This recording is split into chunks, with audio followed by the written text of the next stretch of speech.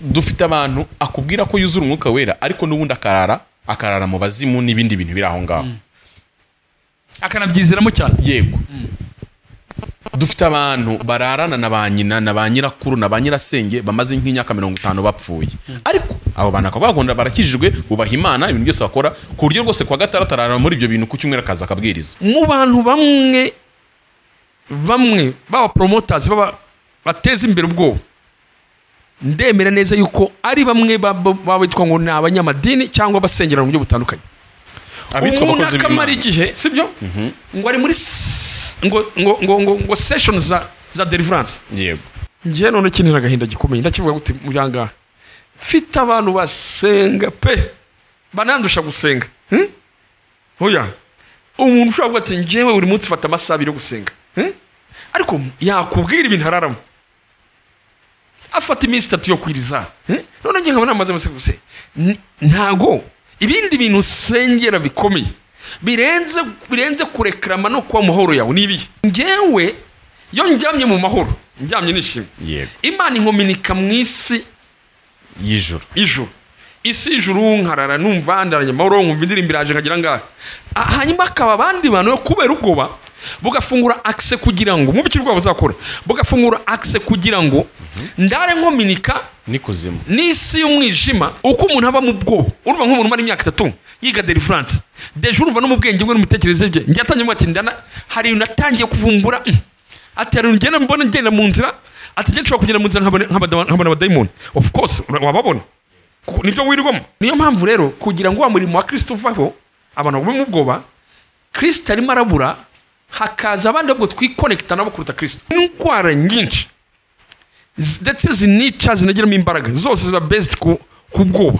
Buriya uzana byitegereza neza biba kubwa n'iki cyo rero hari igihe banagira ngo ni hereditaire n'indwara mu maraso, ariko ajya gusanga ni uruherekane bw'iyo ndwara yaje ikabajya hejuru ikabashyira mu mwuka w'ubwoba ikabujya kubakanga. Rero abantu benshi rero iyo babuze icyo bakora the choice bahita bavuga ngo nta kindi kibaye tubane n'ubu bwoba. Urabona tuvuze ibintu byose by'imyuka mibi n'ibingi byose by'imikoro ya Satani.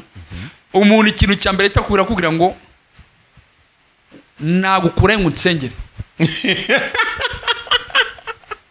kubera iki uyu murongo waribwe kubera ko bamaze mujye muri Mariko 13:17 bamaze kutwereka ko hari umuntu uri hejuru. Ninde muntu wicara akavuga ati uyu munsi Satani urugo rwanjye indataka iri marahanga dore mpagaze murongo wabize nukuri muzajarajara muzirukanka paka mugarutse ku cyanditswe. None nkibaza ngo iyi deliverance batubwira itarangira imaze iki? Hari abantu basengeye barambitse ibiganza, hari abasutsweho amazi, hari abashyizweho amavuta, hari abakoze amasengesho y'amoko yose ubanzagizwaho kujya babakandagiraho ibirenge, hari bazabarambikeho n'ibirenge simbizi. Aba bantu koko batabohoka n'ubundi bakomeza baboshye bakibonaho ibintu byo kubohwa kugeza ubwo urumva waduhaye n'urugero ngo umuntu ngo imyaka 3 iryo ni ishuri ari kwiga no kwiriza kwinshi n'amasengesho y'ibitondo n'ayikina.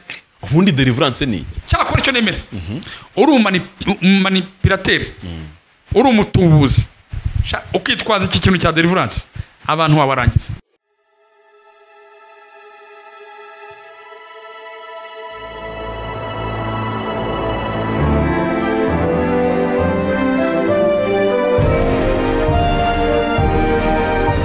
Umukora ahamagara uwumva ijwi rye wese niyitabe.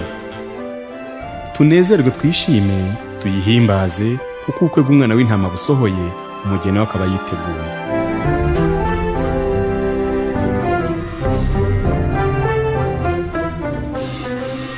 Nitkusabwiza Pamphile ngize umugisha ukomeye kongera kubana na mwene data ni inshuti yanjye bisanzwe n'inyuma ya kamera.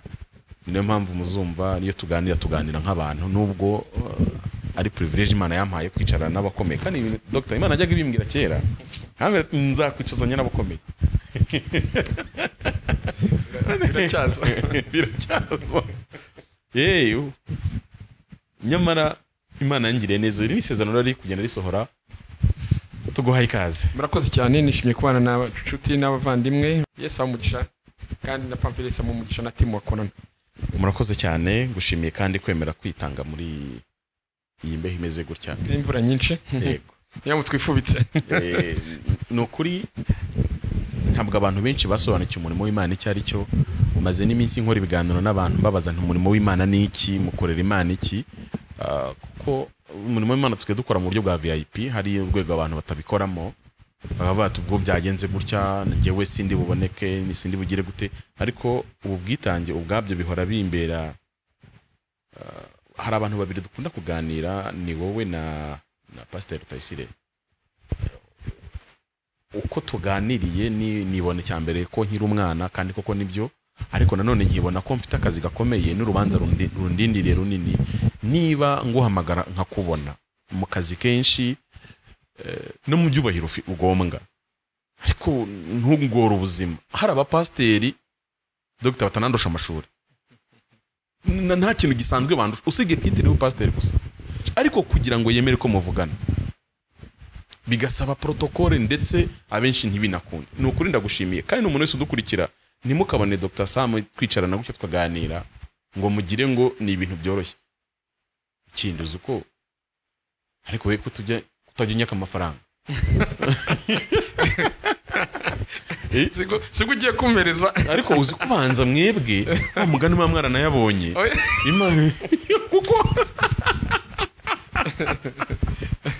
kuko iyo nguhamagaye kaza ufikira mesansi yawe ukizana nakubwira nti ndaje ntumbaze uti nangaye, ariko uzi ajya kubaza ngo nangaye se uze kumbaza inyuma kamenda go urutonde rw'abapasteri bakomeye hano mu Rwanda. Akubwira ati ibyo bintu byanyu ni ukuducuruza, ntabwo rero guse twebwe nafata moto yanjye nagenda kumureba ariko ni hahandi murayama muvuga ubutumwa araza akubwira ati turatanga ubuhamya, ariko nyine ku buryo hari ibintu mba nibaza. Imana nyamara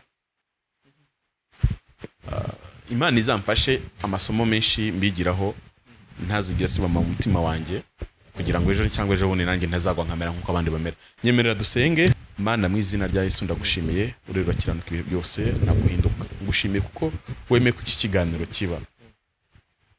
Uratuzi, uzi neza intege nke zacu, uzi imyicerere yacu n'imihagurukire yacu. Ndakwinginze ngo banze utweze kugira ngo tugukorere dukorana nawe, aho kugira ngo tube kuri kamera abantu bumva amajwi. Ibitekerezo byacu byaba byiza bigafasha abanyarwanda, ariko ntacyo byamarira umugeni wa Kristo, kuko ntibyatuma azakubona, ntibyatuma yezwa. Ariko ndakwinginze ibitekerezo byawe ushyire muri twebwe kugira ngo bigirire umumaro abanyarwanda, binagirire umumaro by'umwihariko itorero ryawe. Urakoze, mbisabye Imana mu izina rya Yesu, amen. Dr. Ubushiye twaganiriye ku bwoba, ndetse tubona ko ubwoba bwose buturuka ku badayimoni cyangwa se kuri Satani, duhereye ku nkuru igaragara mu gitabo cy'Itangiriro. Ariko naje kugira ikibazo, nahuye n'abantu benshi bambwira ko ubwoba bafite bo barakambwira ati ubwo bwoba Dr. Sam yatubwiye ndabufite, ariko abaganga bambwiye ko ari indwara ndwaye. Hanyuma kandi ntabwo indwara umuntu yayizira. Aba bantu bafite ubwoba bw'indwara abantu ababwira bisiga mitwa ngo namafobia. Turaza kubihuza gute n'ibyo abadayimoni? None se umuntu arwaye nyine arwaye hari ubwo yabigizemo uruhare? Icyo nicyo kibazo cya mbere numvaga nshaka ko tugarukaho. Murakoze cyane. Narishimye cyane kuri commentaire nyinshi abanabonye ko twavugaga kiganiro tubuze kino kiganiro ni kiganiro cy'ubuzima bubaho. Turi kuvuga ubuzima bw'abantu, ubuzima bwa twese, ariko twese cyo cyene no kunesha. Kandi uko twayibonye isoko y'ubwo miremere y'umwana w'umuntu, uko Imana yaremye umwana w'umuntu, isoko y'ubwoba yatangiye umwana w'umuntu amaze kugomera Imana. Ngewe twarabiganiriye hano ubwo twanabitindaho, ariko muribuka yuko amaze kugomera Imana hari ingaruka zagomba kujyana no kugomera Imana. Mu Adamu wa mbere hari ingaruka zakurikiye, ari naho hajemo kwa mu byumve neza, ariho hajemo n'isoko y'ibi byose tureba, zaba indwara n'ibindi mu bumwe mu buryo bumwe n'ubundi butandukanye. Rero ndagaruka iki kibana baza ngo ese koko habaho indwara y'ubwoba? Ubijyanye mu buryo burisanzwe bw'abaganga, mu buryo busanzwe of course hari meaning yerekana yuko hari ubwoba, hari indwara y'ubwoba. Bakanakwereka ibimenyetso byayo, bakanavuga ko umuntu ashobora kubana nayo. ndetse ndaza no kubishyira mu mvugo yumvikana neza iyo bita cyane cyane mu yandi magambo indwara wakita ngo ni indwara y'ubwoba reka mbivuge muri ino mvugo nziza atari nge mvuga nk'umukiga nka mvuga mu buryo twebwe mu myizerere indwara bita ngo ni indwara y'ubwoba ni ikintu gifite usoko either cyakubayeho cyangwa cyabaye kuri umwe mu muryango wanyu noneho cya kintu kikaba uruhererekane cyane no ku ruhererekane urugero ni nacyo kintu cyari kikuba ku giti cyawe aricyo bita ngo ni hahamuka buriya nshaka gukoresha ijambo ryitwa ngo ni hahamuka hahamuka ni ukuvuga ngo ni ikintu cyabaye mu buzima bwawe kiragushoka icyo kintu rero kigira efe yo kubana nawe kibana nawe imyaka n'imyaka ahubwo uko unegira n'imbere kikagenda kinakura buriya trauma ntabwo trauma iguma ku rwego rumwe wayibonyeho ahubwo trauma igenda ikura uko ya mitekerereze none ikagenda ikadevelopa ikintu kikwemeza yuko icyo kintu mubanye nako ariko cyabayeho ndatanga urugero umuntu agufatiyeho icyuma gutya ufite imyaka 8 agufatira icyuma ashaka gutera icyuma ngo akwice hanyuma yenda akagikubita akagiswatisha byashobora umuntu wabonye azamuye icyuma nticyashobora kwica kigurangaha ntugire ngo yasho wari ufite imyaka ingahe ahubwo cya kintu kiragomba kigende gikura genda kiba kinini abantu baba benshi iyo babanye n'icyo kintu cyabateye ubwoba bahita bakita ngo ni indwara y'ubwoba undi muntu akagira ibintu bimwe mu muryango byagiye bibamo nabyo bigenda bigahinduka uruhererekane urugero nibwo mujya kure mu kareba reka ntange urugero muze kunyumva neza bayakora ngo iyi ndwara ni hereditaire mu buryo busanzwe bavuga ngo iri mu maraso sibyo mugenda muyihana mu maraso ariko buriya inyuma behind ugiye kureba sibyo nubwo babwiyo ndwara bwabitswe muri mwebwe imyaka bugenda buba uruhererekane ndagira ngo nakubwire n'abantu dukurikiye ngira ngo barabikurikirana cyane buriya ubwo indwara nyinshi ndetse zinica zinagiramo imbaraga zose ziba based ku bwoba buriya uzanabitegereze neza biba kubwoba n'iki cyo rero hari igihe wanagira ngo ni hereditaire indwara mu maraso ariko wajya gusanga ni uruhererekane bw'iyo ndwara yaje ikabajya hejuru ikabashyiraho umwuka w'ubwoba ikagumya kubakanga rero abantu benshi rero iyo babuze icyo bakora the choice bahita bavuga ngo nta kindi kibaye tubane n'ubu bwoba ndetse akaruba ati nubwo nakizwa nubwo namenya Kristo nkamwizera ariko ngewe I will still nzagumye nibanire na bwa bwoba rero hari ibyo bintu byabaye ku muntu bikagenda bereka uruherekane ariko nibyo nawe ubwenge bwe n'imitekerereze bwe byagiyemo hanyuma akabyita ngo ni indwara y'ubwoba urabizi ikintu cyose buriya iyo ushaka ikintu cyose cyakunaniye kukibona igisubizo akenshi wihamahoro ukakita yuko ari iki ari twibanire uburyo butandukanye ndetse bagatangira kujyana guhereza ibintu bitandukanye bigufasha nk'umuturite umuntu ufite ubwoba abantu bamwe batagira ibitotsi bakamafeneriga kwa ngo sinzire abandi kaziramo imitwe idakira handi yakaziramo pamphile nabyo byongeraho hakaziramo n'indwara z'ibisazi ahantu bigera ibintu bikuri mu bikagira ahantu bikabigiraho aho ugira ikibazo cya mental mu mitekerereze umuntu akaburiya ukavuga ngo ni ibintu byamubayeho ngo ni ikibazo yagize mu mutwe ariko wajya kure ugasanga byose bya bintu byagiye bidevelopa ikindi kintu bihinduka none twebwe kidukora kwa ngo satani we agumane kudukontorora abyita uburwayi abyita ibintu mubana abyita ibintu mushobora kugira ngo ibintu bishobora kuba treated n'imiti yo kwa muganga bishobora gufashwa dushobora kureba uburyo twafasha umuntu ndetse urabizi ko banje n'abakansarazi benshi n'abapsikologe bafasha umuntu kwa umuntu ashobora gusubira muri wa mwanya mu buryo bufatika rero iki gice kibamo abantu benshi batandukanye rero icyo nicyo ubundi bita ngo ni uburwayi ngo ni uburwayi bw'ubwoba ni ikintu nyine kumvisha ko kiri mu bana ariko for the day hari uburyo bashobora kugikaruma kugiturisha ntibagikora ariko kikagumya kubaho rero nicyo nasobanuraga ariko nacyo ngaruka muri rya jambo rikomeye navuze ngaha uko twabyita kose uko wabyita ngo ni indwara kose uko wabyita ngo ni processes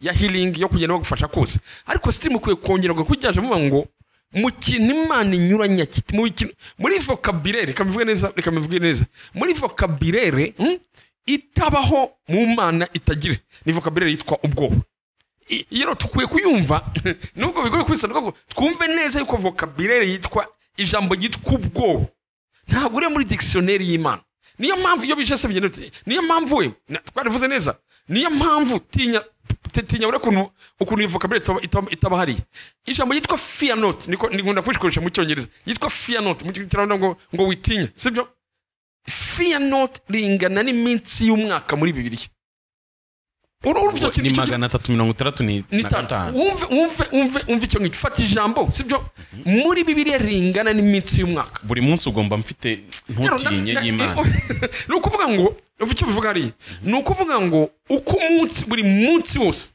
ukwiye guhaguruka sibyo uvuga ngo uyu munsi hari ijambo Imana izanye mu buzima byawe byitwa ngo fear not mwana magabo nta gahenge Imana itanga ku mwana wayo kugira ngo be mu bwoba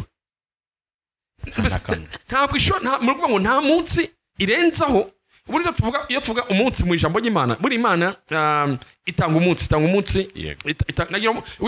iyo tuvuga kino kiganiro harano saba n'izindi processes ngo bigende ubwabyo kumenya ngo buri Imana itanga umunsi avuga ngo uduhe ibyo kurya turi munsi Imana iko ngo mbese umunsi dore umunsi Imana yaremye ikoresha mu gitwa umunsi kutakosha iby'umweru n'ibyose rero yitangira iminsi 365 buri munsi kavuga ngo fear not nuko nta rumu nta kantu gatoya yemera yuko ubwo batuba NSKs mbese nuko ngo ntabwo ushaka yuko tuya NSKs none ikajya kugenda mu byibuka yuko natwaravuze cyanjye mu gikomeye tinya mu kugira ngo Yesu ajya gusiga abantu kwisi kuvuga ngo sinshaka kwakura mu isi ahubwo nshaka ngo barindiremo kubarindiramo aravuga ngo mbahaye amahoro sibyo mbahaye amahoro atari nk'ayabisi batanga sibyo twaravuze cyane si amahoro ya hano outside ahinduka impamvu zo ngo usaye nk'ayisi atanga nuko ayisi for today nshobora kuba mfite afite ejo simenya afite yashaka kuduha amahoro ari permanent ndetse reka mbivuge neza wamaze ngo ntakibutera ubwoba of course ari ushaka kunera ubwoba sibyo hari ishobora kunkanga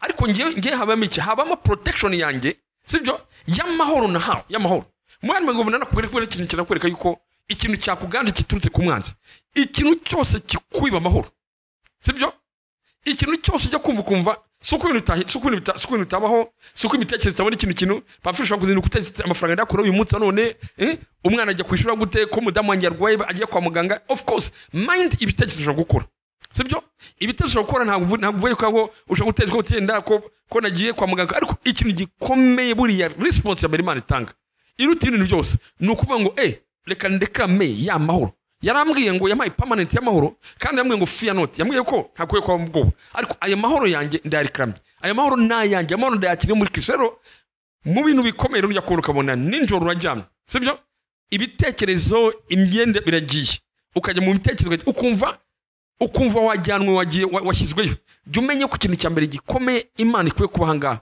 ni ukuvuga ngo ikintu cyitwa amahoro rero impamvu z'ibintu nuko twegwe mujye ugiye mujye buri logique abantu kuba mu bwoba bahinduye ubuzima busanzwe babigize ibisanzwe ya normal yenda sinagira kuba Kristo by'umwihariko sinagira ku Kristo by'umwihariko tuze kuganiraho ariko abantu ubwoba babugize normal ariko twebwe noneho twamenye Kristo dukwiye kumenya ijambo rivuga ngo amahoro Kristo duhaye ari permanent ariko n'icakatatu n'ikintu gikomeye buri munsi atubwira ijambo ngo fear not uzanarebe uzi ko yagiye organiza ubwoko bw'Imana yagiye organiza abantu be mbere yo gukora ibintu byose birakuba intambara zari ziro yavuga ngo mwitinye sibyo kukitangira kuja mu mwitinye nuko uzi ko icyo Imana protecting cyambere ikintu cyambere Imana ikwiye kurwana nacyo nukurwana kugira ngo iya mahoro kwa kudatinya be muri twebwe ibi kigamno mvuga hanga hari ibintu utazakenera amasengesho menshi bizakenera kujya kwinginga ahubwo bisaba yuko umenya druwa yawe ukayirekrama kuko ibya satani abantu bazikurekrama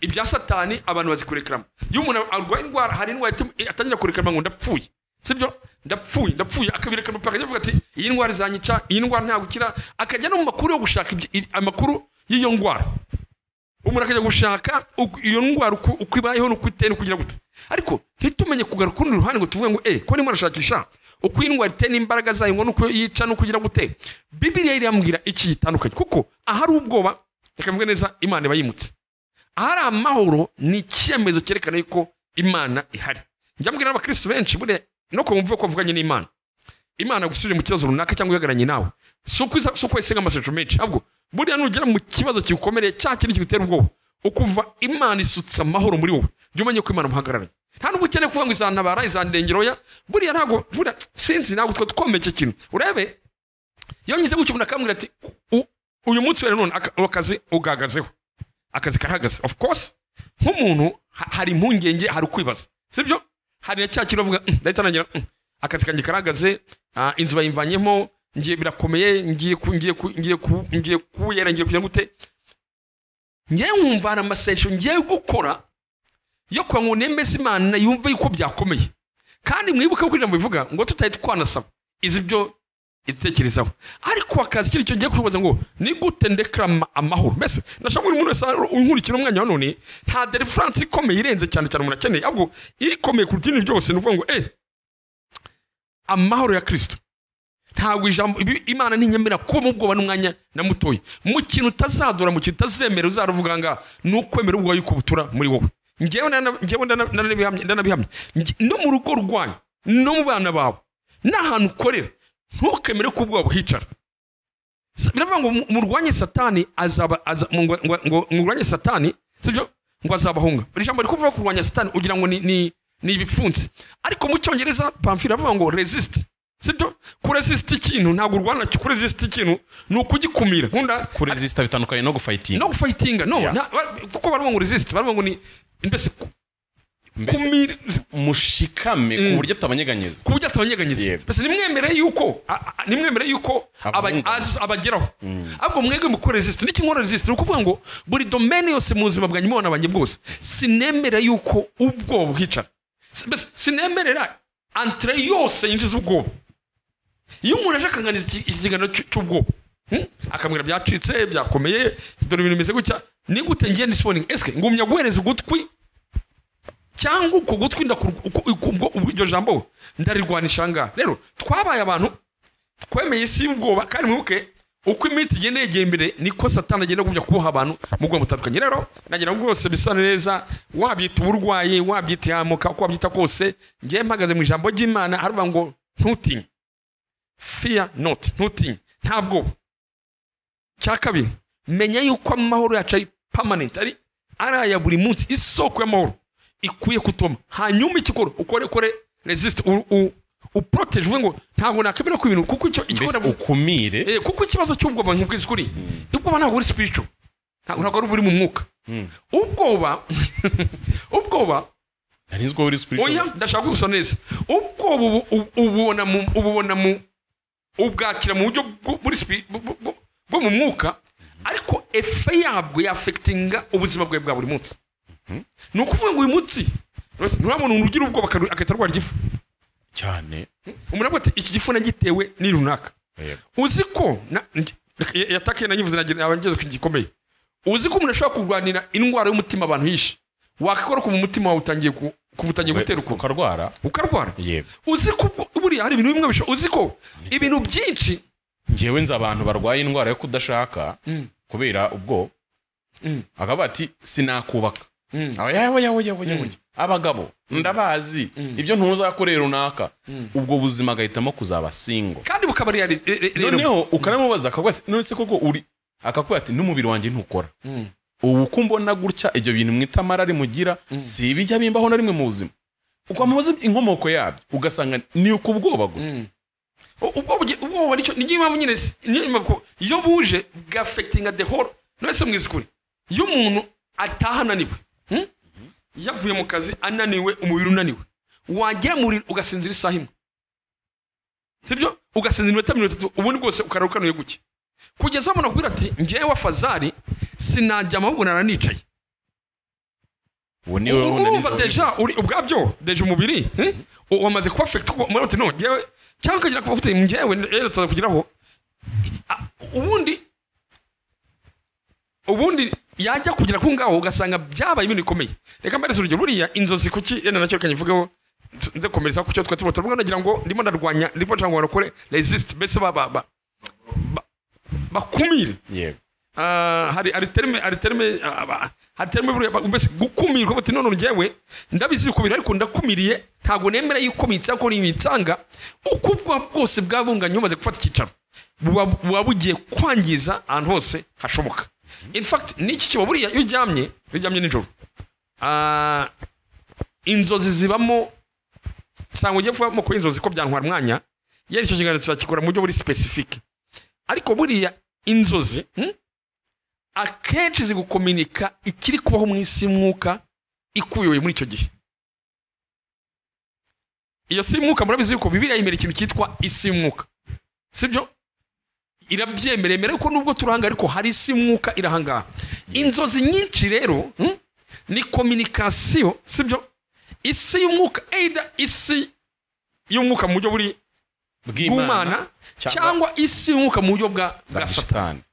Niki kibaho ngewe yo njyamye mu mahoro, njyamye nishimye. Yego. Imana inkominika mu isi y'ijuru. Isi y'ijuru nkarara numva ndaranye mahoro nkumva indirimbo iraje nkagira ngaha. Hanyuma akaba abandi bantu kubera ubwoba bugafungura access kugira ngo mu bikirwa bazakora. Bugafungura access kugira ngo ndare nkominika ni kuzimu. N'isi y'umwijima uko wabyita kose nuko abantu bivuze kuzimu bagira ngo nano hasi. Nicyo kibazo. Uravuze kuzimu nkumva ari ikintu kiri ariko hano murabizi abantu bize geography ntago hano uri kuzimu hano hasi. Sibyo? Oya ntago umutsi utakari. Hari gihe tugira ngo ni hano ariko nukuvuga ngo ni ikirere cyaho ngaho. Rero cyo kikarara gikominika amakuru gishaka kugutangariza ku buzima bwawe. Ibi bintu abantu babyumve neza ikintu uvuze ngo uryama mu mahoro, ntabwo kurya mu mahoro ko wari ibyo byinshi, ntabwo ari uko igihugu kiri mu mahoro, si nuko abaturanyi bawe bafite ni ya mahoro atandukanye nayo bise. Mwibuke neza Yohana kugirwa cy'Ipatimo, ntabwo yari aryamye mu mahoro mu by'ukuri mu buryo bw'isi, ariko amahoro Yesu yamuhaye gukominika nijoro. Aravuga ngo ku munsi w'Umwami Imana ni umwuka n'abandi. Ezekiel arajya kwerekwa ntabwo i Babuloni yari atuje, ni impunzi nako ni nimbohe, ariko amahoro Yesu aha abantu be ushaka kuyaryamamo nyamara umubiri wawe uryamye mu mahoro. None fata urugero rwa Stefano. Yego. Stefano bari baramutera amabuye ntabwo byari joke. Sibyo? Byari amabuye mu physically. Byari amabuye ariko ngo agira mu kindi ngo abona ijuru ikingutse, ngo abona umwana w'intama w'Imana. Mbese abona ijuru yakinguka. Ntugire ngo ntabwo byari muri kubitanga ariko bitariya, ariko ngo arenga ngo nukuvuga ngo eskize yo kwemera yuko ibiguteye ubwoba hano bigutwara amahoro. Iyo byagutwara amahoro directement bigiye kujyana kugwa ibindi bintu by'isi utarukwiriye. Rero abantu benshi bafashe mu buzima navuga ngo n'uburwayi ngo ubwo n'uburwayi agira aho hagati kandi none Pamphile ngiye none kinira agahinda gikomeye ndakivuga gute mujanga mfite abantu basenga pe banandusha gusenga. Oya umuntu ushobora ati ngewe buri munsi fata amasaha yo gusenga, ariko yakubwira ibintu hararamo afata iminsi 3 yo kwiriza. None ngiye nkabona amaze muse ntago ibindi bintu usengera bikomeye birenze kurekrama no kwa muhoro yawe nibi. Ibi bintu nabyo bifite ikibazo. Ngewe abanyamadini ntibakangaye. Mujye mundeka n'ibitekerezo byanjye ubyumva utabyumva byihorera. Mfite ikibazo cy'abantu bahora mu mwuka w'uruzerero ubikwa amasengesho. Dr. Umuntu ngo Imana namenye ngo ninjye mu 3 akiyarangiza ngo najye mu 7 akiyarangiza 21 akiyarangiza ngo 40 akiyarangiza. Mu Rwanda tugira amadini hano asengesha abantu amasengesho ngo y'umwana,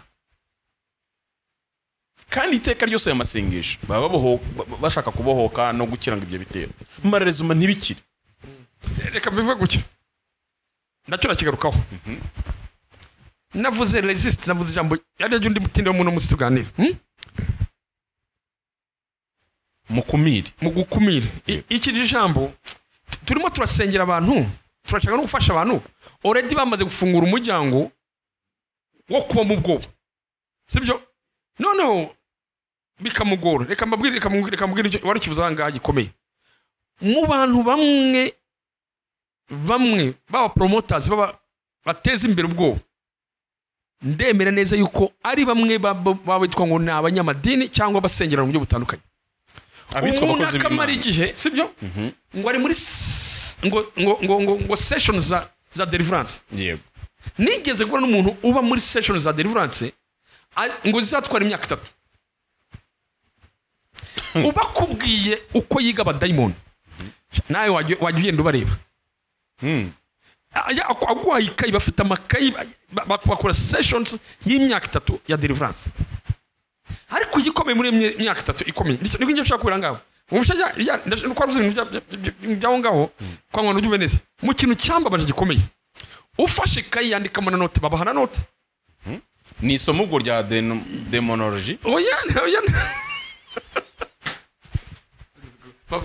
no ribonye n'izina ariko oya impamvu iryo somo reka bizuko icyo nurijana ryo muri theology. Oya nubyitiranye na angels and demons byo muri theology kuko birabyo basobanura what oya ntabwo ari bimwe Dr. oya bintu bijyemo none hari abantu iryo somo nararishatse mu ahantu hose muri document academique ya demonology ibintu biraho nsanga iyo muri document academique ntiribamo ni ibintu abapasiteri bari kugenda bahimbira abantu ku buryo wa mugani akubwira abadayimoni ugasanga murabana. Nibyo navugaga nanjye iyo kayi sibyo uwo muntu anyereka iyo kayi icyambaje nabwira ngaha nka 90% havugamo satani mbese avuga mikoro ya satani namaze ko nta mbaraga uyu mushatse kubohora kuki atakubwira imikorere ya Yesu kuki tuticara nicyo kinakubwiye ngaha sibyo ya promo ya binavuze ngaha sibyo akamukora akamwereka imikorere ya satani akamubwira none agira hano mukamugeza mu bisekuruza akamubwira akamujyana akamubwira umunambwe ati nk'ubu ngiye sinajya muri parike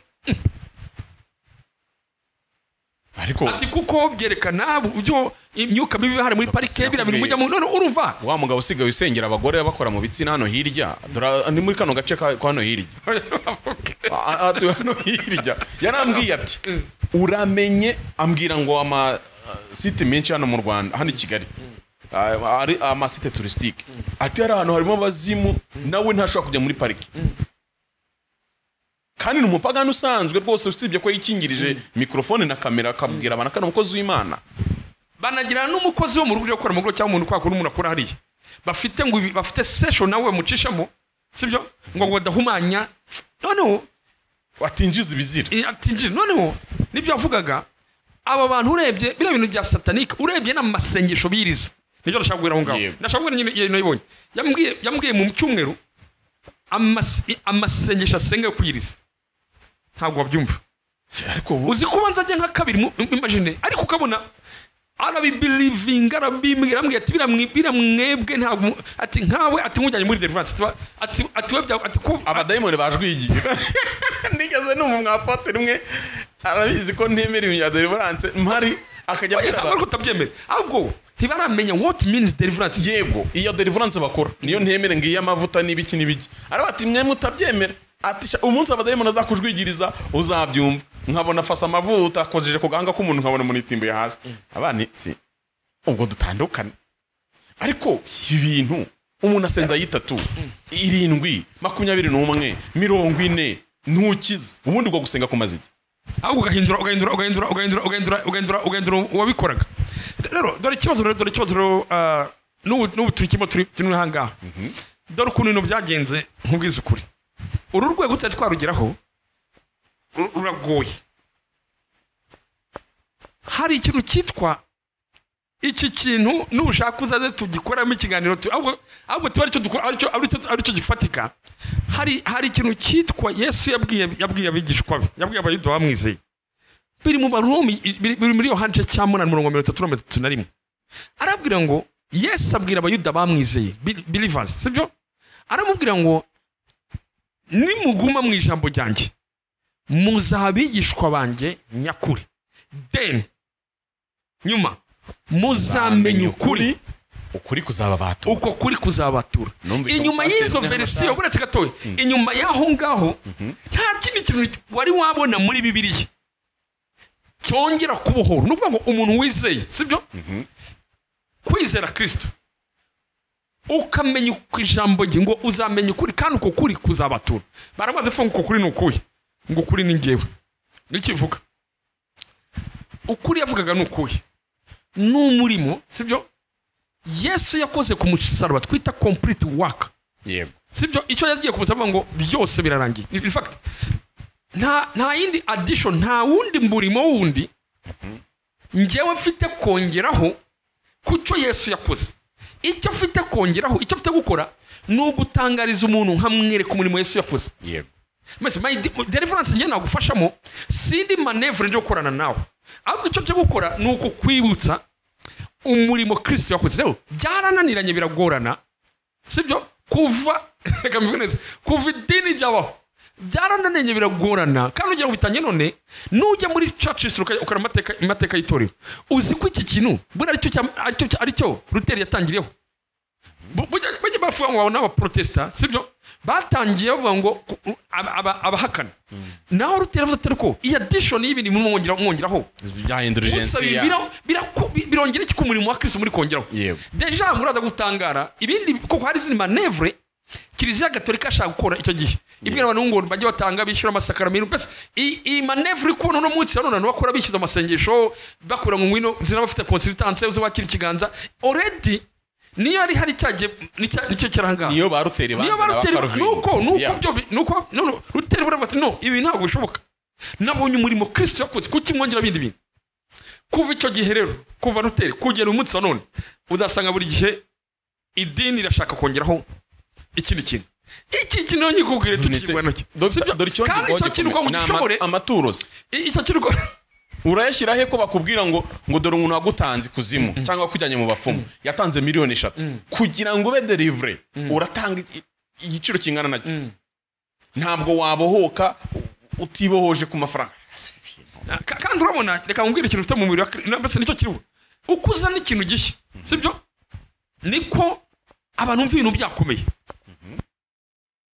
sibyo uko umuntu akubwira ati ibintu bishya ikintu gishya uko nakizanye niko ibintu byakomeze uko twongeraho umurimo Kristo yakoze niko abantu bumva ko haba ibindi bidasanzwe biri aho ngaho rero iki kintu kirakomeye niyo mpamvu rero umva cyakiri cya resiste uko umuntu aba mu bwobo urumva nk'umuntu mari imyaka 3 yiga deliverance deje urumva no mu bwenge bwe n'umutekerereze bye njyatangiye mu ati ndana hari natangiye kuvumbura ati hari ngenda mbona ngenda mu nzira ati nshobora kugenda mu nzira nkabana abadayimoni of course wababona nibyo wirirwamo uzarebe maze byiza usenga Imana uri mu mwanya mwiza gusenga Imana jureba ibintu utangira gwishukirwa ukasaya mu ijambo ry'Imana ukumva ijambo urahishukirwe kuvumbisha bitandukanye bikagenda bigira gute rero bakoze Imana wana nkurikira ngaha mbabwiza ukuri rwose ntago ngewe rwose uko wanyemeza uko wambwira uko wagira gute nawe se reka garuka muri ya example naguhaye naguhaye ngira ngo bakurikirana ikiganiro cyane ntago bakurikira ngaha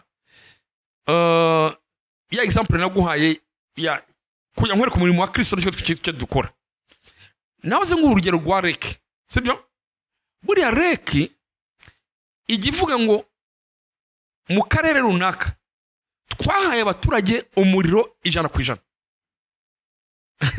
Neza bakavuga ati ku musozi uyu n'uyu sibyo hari Muhanga iwanyu bakavuga ati twatanze amashanyarazi 100% ku baturage bose ugiye ntabwo uzasanga buri muturage afite umuriro mu nzu ye icyo reki yakoze yazanye amapironi sibyo ishyira feasibility ku buryo hose ugiye amapironi wakurura umuriro amapironi ya reki arahari 100% ku buryo umuturage ushatse umuriro atawubura nawe kigiye kubara niki ntabwo ari koreki ribuze ngo iza gucomeka iza ni gucomeka iwe mu rugo niki umuriro hari ngo twakavarinze 100% twakavarinze 100% yaho ngaho nukuvuga ngo ibintu byose reki yakoze irahari ngende ikindi bukore rero umuturage cyari bukore nubwo bihari 100% icyari bukore nuko icyamene kumenya yuko umuriro urahari sibyo akabata ariko nta impamvu yo kuba mwizima ngende ikigiye kora ngiye kwishyura ikiguzi cyo kujya gusa gucomeka hari yakurira poto kugura umugozi ngacomeka kiramo poto umurukaza umuturage uzemeza kuba Muhanga atashatse gufata umuriro wahike reki zawe rivuga yuko yo biri covered 100%. Umurimo wa Kristo uri covered 100%. Ngiye kuba mu bwoba kwanjye no ko muri ibyo bibanesha ubwoba it's up to me.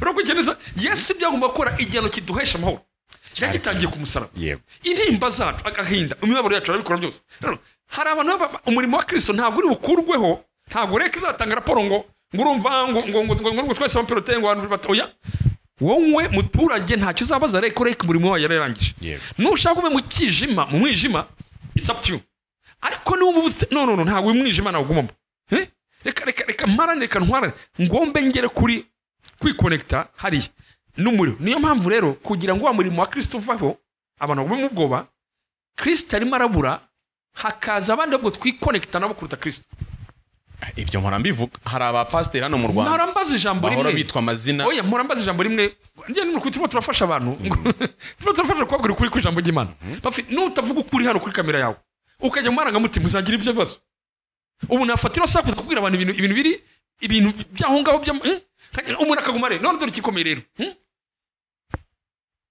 iyo umuntu hari n'amaterme dukwiye kumenya iyo umuntu deje amaze kwizera ngo mba munsi y'amavuta y'uyu muntu yego iyo umuntu numva yuko hari umuntu umwe yavuga ijambo ku buzima byanjye nkajya mu kaga cyangwa yameshe umugisha nkajya mu mugisha yahereye kuri se na nyinazi ntabafite urakuke neza yahereye kuri bene wabo urakuke neza mbese twanze kwikonekta nawe ndiye sovuze ngo uwakwa kuri yego twikonekta n'ibindi sibyo sibyo kandi tubibirivingamo turabyemera ntawe uhereza uvuga upfasa agasiga yanditse ibaruwa ngo ndagushimira ko mpesheje ijoro bisa nabyo uzi mu itangazamakuru hari umuntu uherutse gupfa da umbwira iyo nkuru ndayikwereka kandi byabaye popira no umugabo basize bivuza bijyana mu itangazamakuru uyu mwana wanjye yatashye ijoro wowe utanga ijoro nkande iyo tubivuze ariko ubu hari abantu benshi hano ngewe nzi ba pasiteri kandi nawe uzabibona ndaza kubakubwira inyuma ya kamera ntabwo yiteguye kujya kuburana ugasanga bose asigaye bitwa ngiye nitwa Pamphile usabye Yesu ariko aba pasiteri bose ngiye kwimika bareta bafata izina rya Pamphile cyangwa rya usabye Yesu ugasanga wahoze witwa iriya ni level ngwira nayo ni level ya deliverance ngo wahoze witwa deliverance yo guhindura amazina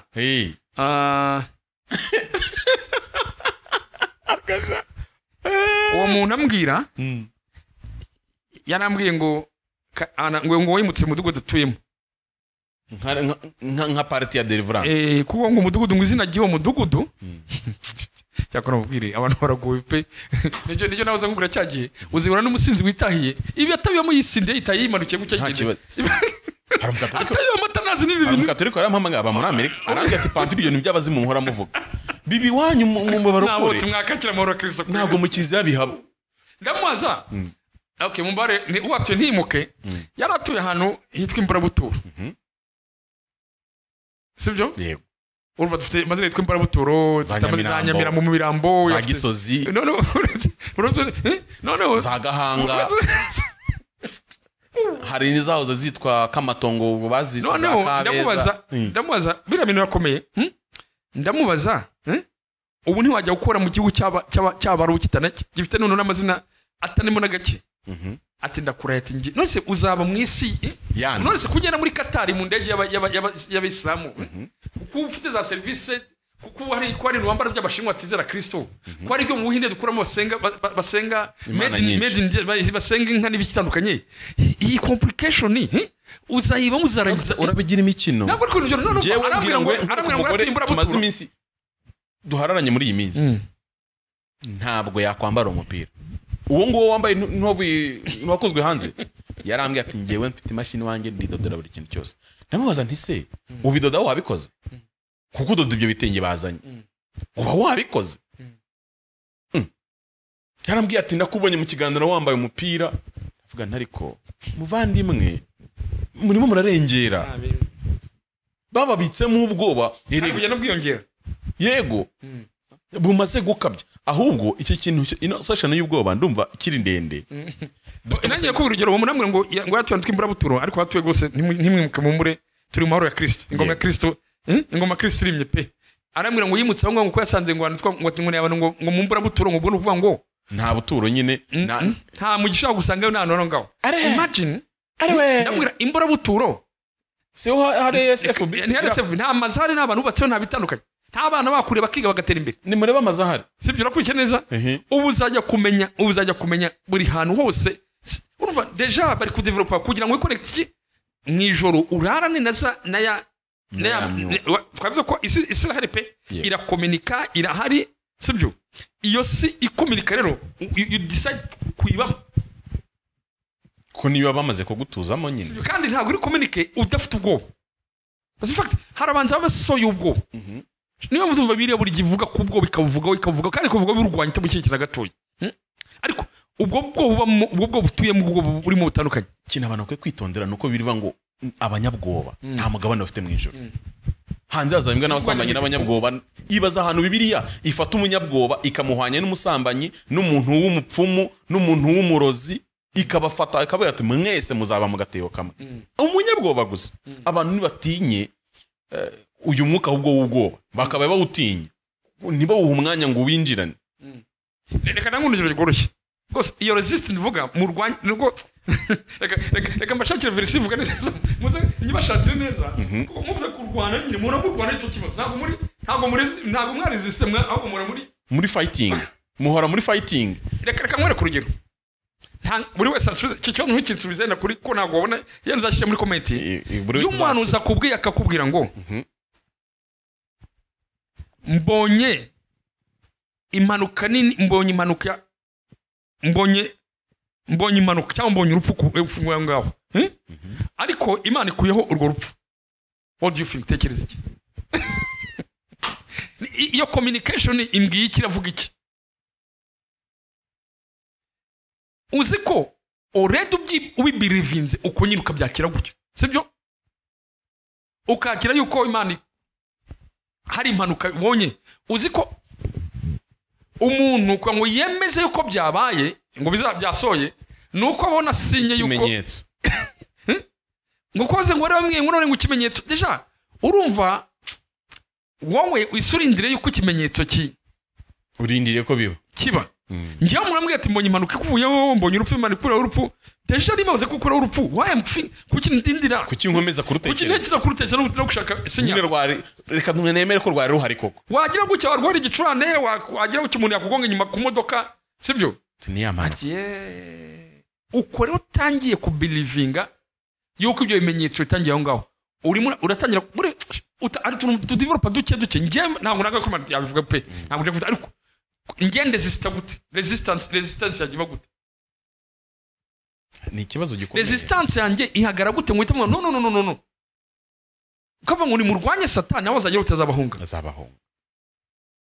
biza nuko rero resistance nawe azahunga ntabwo uzangira kubona ikimenyetso ngo abana barware bigaragaze ko ngo Imana kurupfu mu rugo ruvuye mu rupfu uwo mwanya abantu nibareke tumenye Kristo urumva Kristo ko kwaje abandi kwaje ba antikristo benshi niko bavuze ngo turi kwisanya mari antikristo benshi bakuraho umurimo Kristo yakoze ahabwa ashaka kushyiraho inyongera idasanzwe ndimo ndibaza irehereza abantu ndimo ndibaza sibyo wowe umaze gukora Samsung wirangije uyitunganyije no Samsung no nije ku isoko ry'umurimo nigira ikibazo wa muntu azi uburyo reparation zabaho ngasanga undi muntu uri muri afata brand yanjye arimo ashaka kongeraho in speaker atari ko nta Samsung bika cyane atena kamera yo ikora cyane urumva ari ngo addition work birana imuregera cyane copyright Kristo kumusaba ati ngiye umurimo wanjye ndawone wa Kristo mwebwe munyise abantu barimo barongeramo tundi tuntu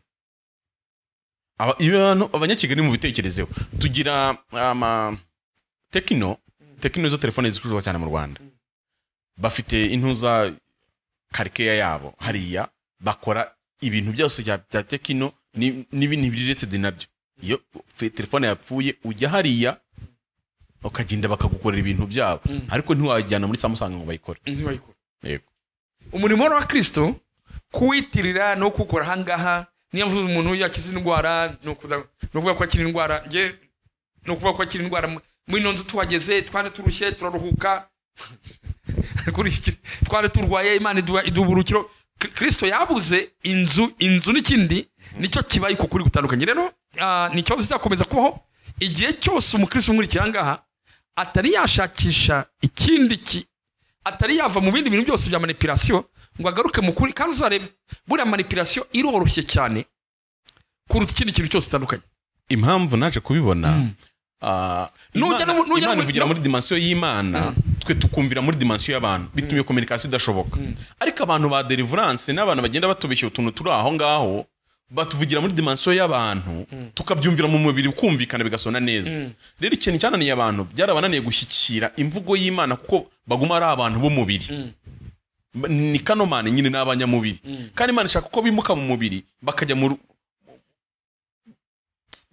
nyine bakavuka ubwa kabiri kwa bana b'Imana kuko ubu nonanye nawe turumvikana neza ko ikinyarwanda ariko ubu yiri umushinwa na interview nago namenya mvuga ngo kiko ntazi nuko bavuga ngo bonjour mu gishinwa rero abantu banze gukizwa nge nicyo kibazo ndi kubona ibi bintu reka bitwimure ku kindi kibazo doctor ko uyu munsi twakomeje kugenda dutitsaho nakoze reka tugitindeho iki kintu cyitwa deliverance ko kubohoka kwigishwa ubu nka deliverance ko gutandukanye n'ibyo tubona muri Bibiliya turakora iki abantu tubona muri Bible iyo bakizwaga babaga batandukanye n'akahise ariko uyu munsi batwongereraho ko tugomba no gukorerwa deliverance kandi ko ari urugendo wamye wisobanura ariko kuko birahura n'ikibazo ngenda nibajije nza kukureba ibyo nsomye kuri nuko nabyanditse none nkibaza ngo iyi deliverance batubwira itarangira imaze iki hari abantu basengeye baramitse ibiganza hari abasutsweho amazi hari abashyizweho amavuta hari abakoze amasengesho y'amoko yose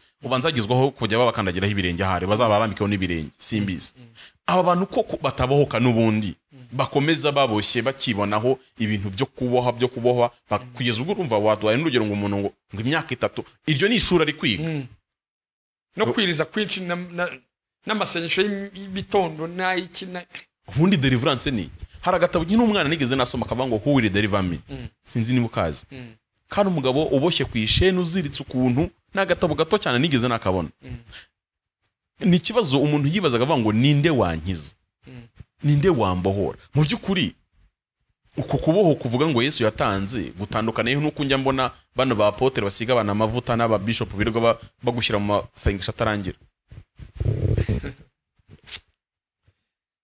Reka mvuge guki nigeze kubaza umuntu umwe turimo turaganira ku ikintu cya deliverance ndamubaza uyu muntu wita ngo arabuye kandi wizeye Kristo apfuye yajyaye yarimboka none se nyine ko ari imboheye uyu muntu deja reka cyambere mbaze nkureho ibintu bimwe bitandukanye hari icyanditswe bajya koresha kiri anibibliko kiri heresi kitabaho bakoresha icyanditswe cyo kwa Lazaro kivuga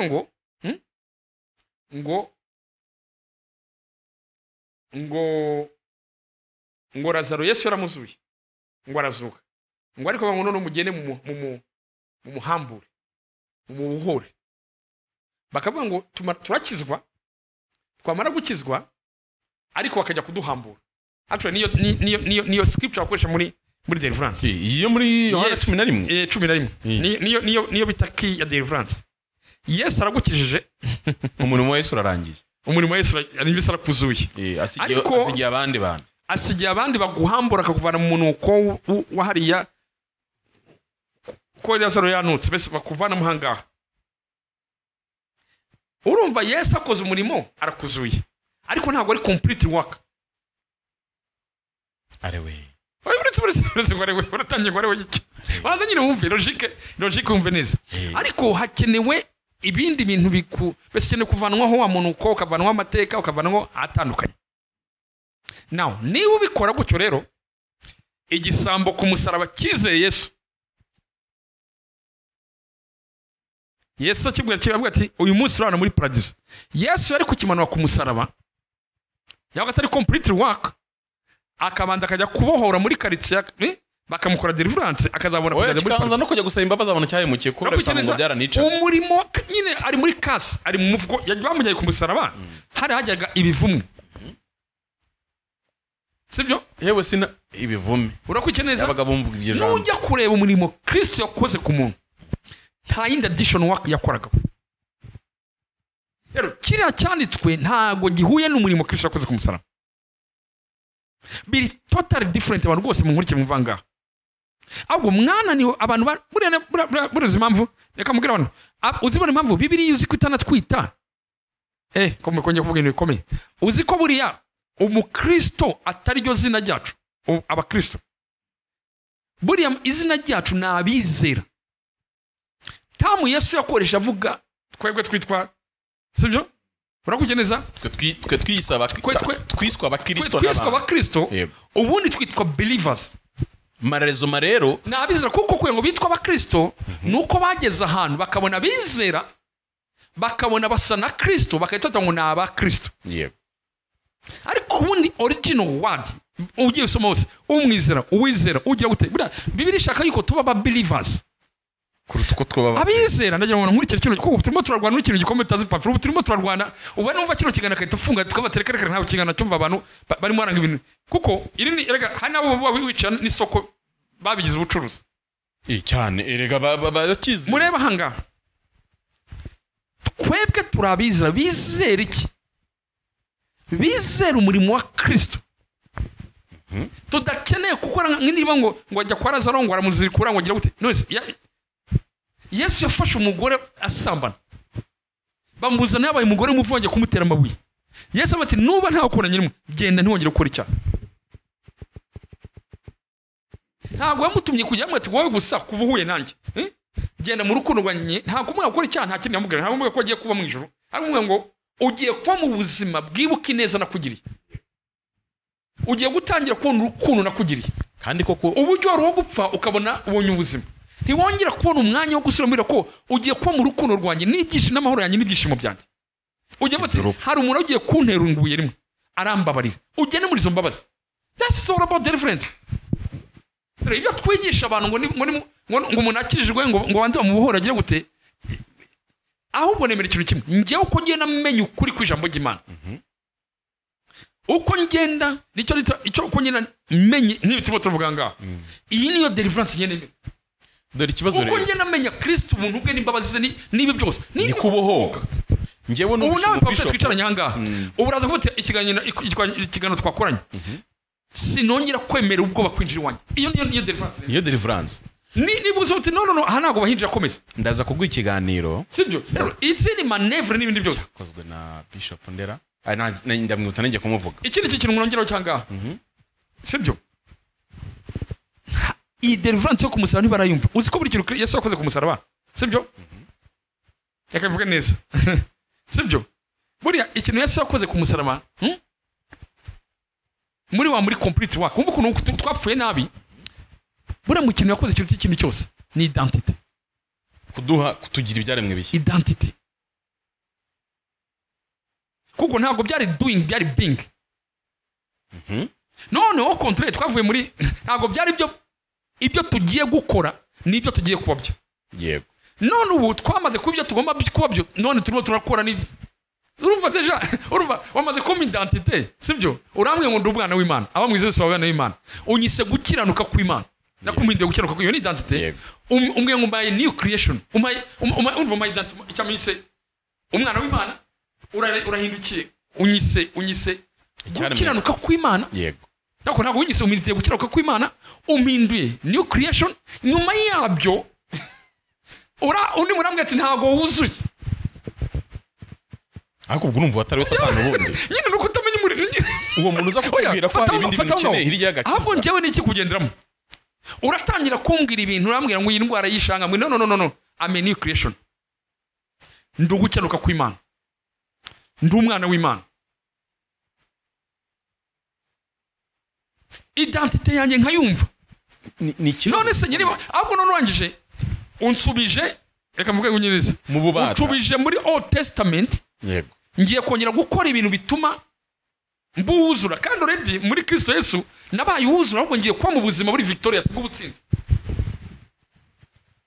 none se ku ikibazo turinyuranamo turica ibyo twizera ntabwo tukiri ba believers mbese reka tuvugishe ukuri ko abigisha b'uyu munsi bameze nka biriya Paulo yakoraga nako Petero yigeze yakora bari Makedonia niba nibuka neza umuntu mwise umuntu ndavuga ngo uri holy nation uri cyane gira yego umuntu umutambyi mu bwami bwa Kristo mu kandi kanyo umugaruye mu bubata umubati bwari mu bubata what are you preaching turimo turubaka ibyo twasenye namubwiye ngo shingira kuri yo identity hindure buriya identity yawe yihindutse na stat irahinduka ariko reka mwere ku rugero uyu munsi none reka nange ufashe umwana w'umusore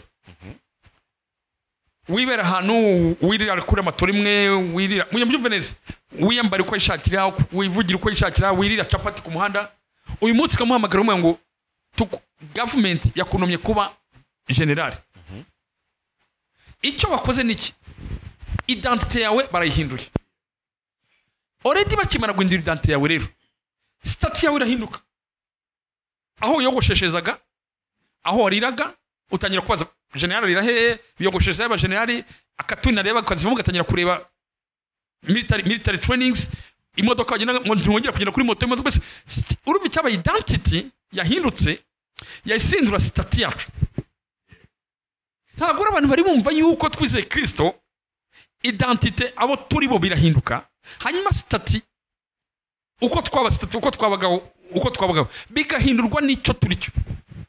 None ubu rero ikibazo cyabayeho, icyo turi cyo cyatejeje agaciro, ahubwo twavuga ngo n'ubu uri iki ariko dore ibindi bigomba kongeraho. Abantu bameze nk'abari kuba ubuzima buri singo kandi bari mariye. Buri muntu uri mariye hari ubwoko bw'amasezerano adashobora gusinya umupati nawe batari kumwe ngo ayo masezerano agira agaciro. Ntashaka kugurisha ubutaka, abantu ntabwo babasha kubyumva. Rero umuserebateri igihe cyose ashakiye arara aho abonye agenda gute, ariko umuntu wubatse ntarara aho abonye, agomba kubanza kubimenyesha. Noneho uyu munsi ko twe turi umugeni wa Kristo, bivuze ngo turi mariye, ubuzima bagusubizamo nubwo kukwereka ko ahubwo ufite undi mugabo wakubashye kuva kera, ahubwo waba uri umudivorce, waba ubayeho mu buzima bw'abadivorce. Ibi bintu birakomeye. Nigeze numva mu bishop umwe, iki kiganiro ndagifite, ndumva nagikoze nkibakuriza buri, ariko oya nanze kugitambutsa kuko ntabwo utagihuye n'ibyo nizera, ahubwo abandi ba YouTube twari turi kumwe benshi baragitambukije, nakiguha link ndaza kuyiguha. Ni umubishop w'umudamu yarigisha, aravuga ngo asoma iryo jambo dusoma ryo muri Yohana 8, aravuga ngo muzamenye kuri kuzaba batura. Aragusobanurwa kuriya ngo akuntu yahoze ari umukristo muri ADPR, ari umuyobozi w'ibyumba w'umuhanuzi ukomeye, aza kuva mu Rwanda. Ubwo ni imwidentifying areta yiyumva arabizi ko ibintu byabereye kwa Masengo hano hirya Kimironko, twari mu rusengero natashye ndira. Aravuga ati ko naragiye nkajya nkora, ariko ndasaza ntarongowe, nkabona imyaka 30 ningahe naje, ngo nibwo naje ngo umupasiteri yaje kumishurirwaho, arambira ngo ni intanga ituro, ngo ntago namenye ibyo bankoreyeho kera, ngo ariko ngo ntanze ituro cya kabiri cy'inkwano, ngo nahise mbona umugabo, ngo ubwo nahise nizera, ngo mfata amafaranga ndavuga ngo ndumva nshaka kuzakobwaya, mpita ntangaho niba ari 500 yavuze kugira ngo azakobwe miliyoni. Ati ubwo nahise mbona umugabo, ati impamvu muboshye muzana amafaranga, abantu baratanze. Kwa kureta kwita yego kutamenya amateka yawe. Agaragaza aravuga ati nari umuhanuzi ukomeye peranze mu Rwanda, atari ko imaze kubohorwa ubu ndi bishop mfite n'idini ryanjye. Agaragaza ukuntu yaboshye. Noneho urumva niba amaze kwerekana uko yarakijijwe, ari umuhanuzi ukomeye muri ADPR, ari iki hanyuma koko kutamenya ukuri kw'amateka ngo ibyamubayeho mu buzima, ngo ari ngo nyirakuru bakoze ngo ne abantu batanze amafaranga. Ariko icyo kiganiro sinigeze ngikora kuko niyo ndi codinze ikintu ngasanga nigiwe n'imyizere yanjye, ntago nagitambutse. Ariko ubanze niba umaze kubwira abantu kuri iryo jambo rya Bibiliya batamenye ukuri, kandi amaze kukumenya kuri agusobanukiye, agushurwa ari muri Kenya, ari muri Kenya wakirijwe neza, arabohoka atanze amafaranga abona umugabo. Ibyo rero bitwereka ko n'uyu munsi abantu bakiboshye. None Dr. biraza gutuma nibaza ikibazo cya gatatu. Iyo umuntu abaye cyaremwe gishya, kuba cyaremwe gishya niki?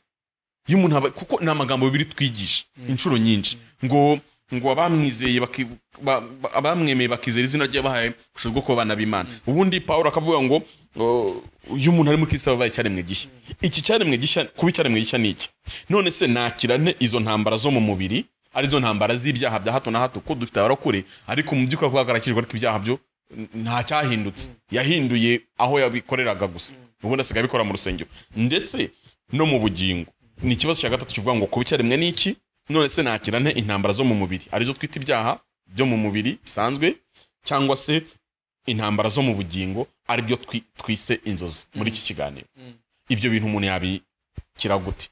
Hanyuma nanakibarizemo n'ikindi kibazo nakwita nk'icyakanira ko gisa nk'igifatanye n'ibi ngibi, ko dufite abantu batubwira ko babaye byaremwe bishya, kabikubwira ariko ugasanga aracyafite intambara zo mu mubiri z'ibyaha bya hato na hato bikimunesha rwose, ku buryo nk'ubu umuntu wankubise rimwe akankubita kabiri ntabwo twakongera kurwana, najya mubona nkiruka, nakemera ko antegeka pe, nakira nte. Noneho n'intambara zo mu bugingo arizo twagereranya n'inzozi, aho umuntu akubwira ngo kuva navuka sindasambara na rimwe, ariko mu nzozi afite umugore cyangwa afite umugabo.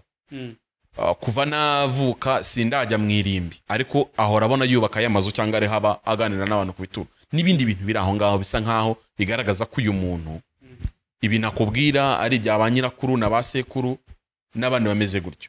Ibi bintu umuntu yabikiraho gute? Okay, uyu murongo reka nsubize mugusomere wumve neza yenda ubonye na verisiyo y'icyongereza byagufasha. Reka musore neza, Abakorinto ba kabiri sibyo cyo cya 5 nanyo ngo nkukira ngaha niho havuga umurimo Kristo yakoze sibyo. Utangiye ntabwo twasoma byose, ariko Paulo avuga uyu murimo yashakaga kugira ngo abantu bamenye the identity sibyo, kandi bamenye sibyo. Actually uyu murongo turumvishe neza ya deliverance avugaga yahita yumvikana mu byo nibyo byose urimo avuga aho ngaho byakumvikana. Abakorinto ba kabiri cya 5 niho abantu batiyakira ngo bumve neza, bakire neza, bumve uyu murimo Kristo yakoze. Niyo mpamvu Pamfile 16 iraguha igisubizo uko turasoma Abakorinto ba kabiri cya 5 umurongo wa 16 n'uwa 13 cya mbere urahita ugwa response by'iri murambaza byose. Umva ukuntu avuga, nicyo gituma uhereye none from now rakukeneza tutazagira uwo dutekereza dukurikije amasekuruza, nubwo ariko twatekereje Kristo ariko none ntitukimutekereza dutyo. Mbese in fact na Yesu aja bamushakiye amasekuruza. Mu yandi magambo uyu munsi niba ugishakira ibintu mu masekuruza, ibi ni iby'iwanyu, ibi ni byo kwandi, mbese reference ntabwo kiri mu masekuruza. Ikintu hano cyumve mbese hari igihe tujya mu bintu ugakomera sibyo, ni nabyo bose uvuga nga uyu munsi hari ibya bire skills ko bavuga ko ari byo mu muryango. None se umuntu arakubwira ngo njyewe sogokuru yabyaranye n'abagore 10, papa yari afite abagore 8, urambwira ko njye umugore umwe byakunda? Ubusambanyi buriho uyu munsi ubona dufite abagabo umubwira gusambana ko aterega muvandimwe na cyabohoka, kuko sogokuru niyo yari afite abagore 10 ngiye maze kubyara 3 hanze. Urumva kuko ntarakijijwe? Urumva ikizi tumvikana ko kurumva ataragabanyije amugani. Hanyuma umva umurongo wa 17 rero. Umuntu wese iyo ari muri Kristo Yesu sibyo aba ari icyaremwe gishya, ibyakira babishize dore byose babihindutse bishya. Reka ngusomere mu cyongereza umva ukuntu umurongo uvuga neza. Therefore now we regard no one according to the flesh, even though we have known Christ according to the flesh, yet now we know him does no longer. Therefore if anyone is in Christ, he is a new creation. All things ibyakera have passed away, byapfuye. Bese ivuga ngo kiri pastor n'umugiye byapfuye. All things have become new.